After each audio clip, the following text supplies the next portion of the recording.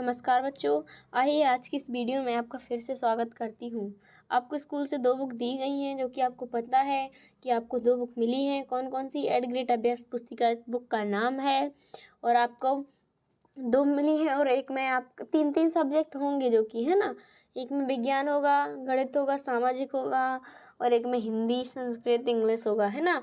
तो आपको पता है और आपकी बोर्ड है, तो इसमें से सारे क्वेश्चन जो भी मैं बताऊँगी, जो भी बुक्स में क्वेश्चंस हैं इसी में से आपको बोर्ड परीक्षा में भी आएंगे, है ना। तो आपको अच्छे से इसको पढ़ के जाना है, इसमें से अच्छे पढ़ लेना है, समझ भी लेना है जो समझने वाली चीज़ें हैं और जब भी मैं बता रही हूँ वो भर लेना। और चैनल पर नए हो अगर तो चैनल को सब्सक्राइब करना तो बिल्कुल नहीं भूलें, अभी जाके सब्सक्राइब कर लें और लाइक कर लें और अपने दोस्तों के साथ शेयर भी कर लें, ठीक है, ताकि वो भी जल्दी जल्दी करके जमा कर सकें।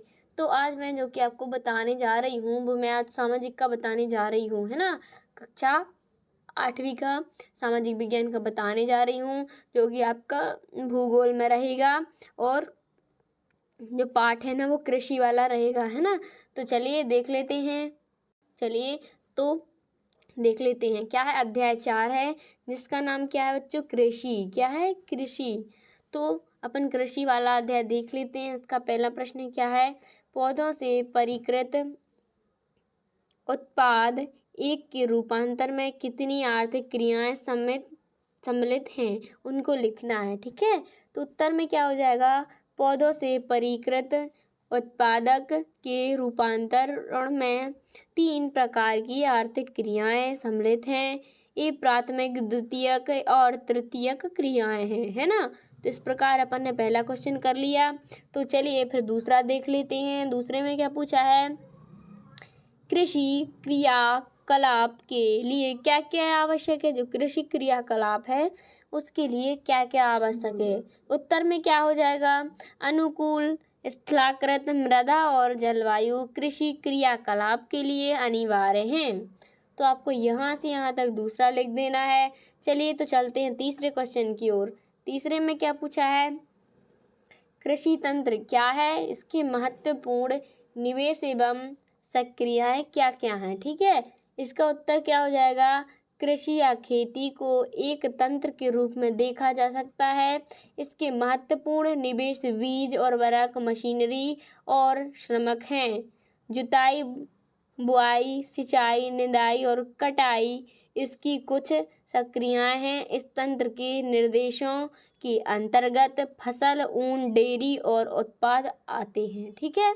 आपको यहाँ से यहाँ तक तीसरा क्वेश्चन कर लेना है तो अपना कंप्लीट हो गया। चलिए इसी प्रकार चौथे की ओर चलते हैं। इसमें क्या पूछा है? श्रम और औद्योगिक के स्तर के आधार पर कृषि को कितने प्रकार के विभाजित कितने प्रकार में विभाजित किया गया है? किसको? कृषि को, है ना। श्रम और औद्योगिक के स्तर पर। तो उत्तर में क्या होगा?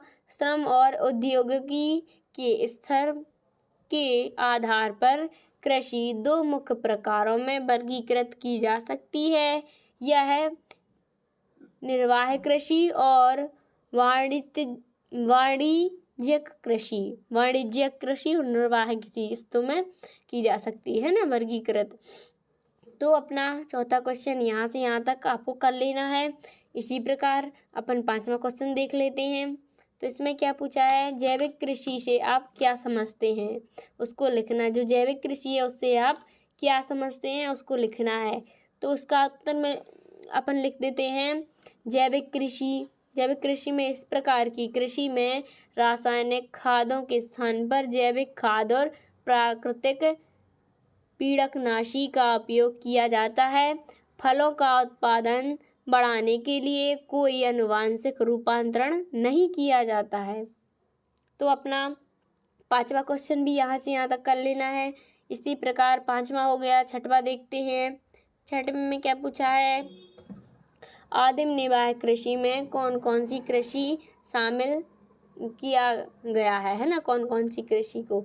उत्तर में क्या लिखना है? आदि निर्वाह कृषि में स्थानांतरी कृषि और चलवासी पशुचारण शामिल हैं। कौन कौन सी? स्थानांतरी और चलवासी पशुचारण, है ना। तो आपको यहाँ से यहाँ तक 6वां भी कर लेना है। चलिए इसी प्रकार छठवां करके सातवें की ओर भी बढ़ते हैं, है ना। सातवें में क्या पूछा है, मिश्रित कृषि क्या है, यह किन किन देशों में प्रचलित है। जो मिश्र कृषि है ना वो क्या है और कौन कौन से देशों में प्रचलित है। चलिए उत्तर देख लेते हैं। मिश्रित कृषि, मिश्रित कृषि भूमि में जो मिश्रित कृषि है, जो मिश्रित कृषि है उसका देखना है, ठीक है। आज अपन को क्या है, मिश्रित कृषि। मिश्रित कृषि में क्या है, मिश्रित कृषि में भूमि का उपयोग भोजन व चारे की फसल उगाने और पशुधन पालन के लिए किया जाता है। यह यूरोप, पूर्वी संयुक्त राज्य अमेरिका, अर्जेंटीना, दक्षिण पूर्वी ऑस्ट्रेलिया, न्यूजीलैंड और दक्षिण अफ्रीका में प्रचलित है ना। तो आपको यहाँ से यहाँ तक सातवां कर देना है। उसी प्रकार चलिए देख लेते हैं आठवां क्या है, गेहूं की फसल के लिए किस प्रकार की जलवायु की आवश्यकता होती है उसको लिखना है, ठीक है।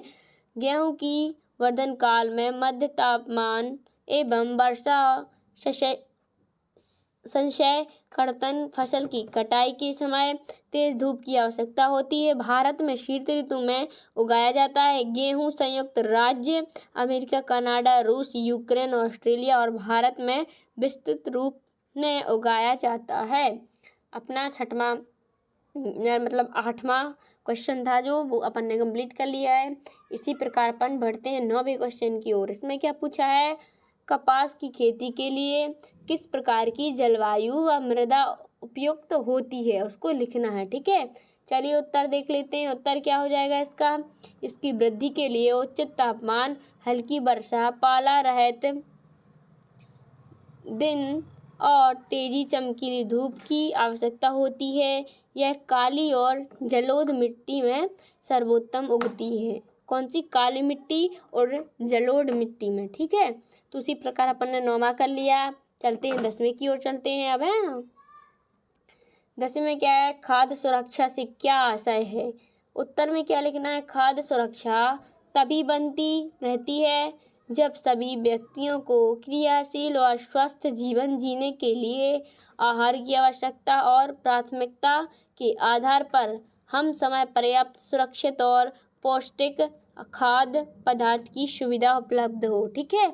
तो इसी प्रकार अपन ने सारे क्वेश्चंस कर लिए हैं। तो चलिए जल्दी जल्दी से कर लीजिएगा इसमें से, ठीक है।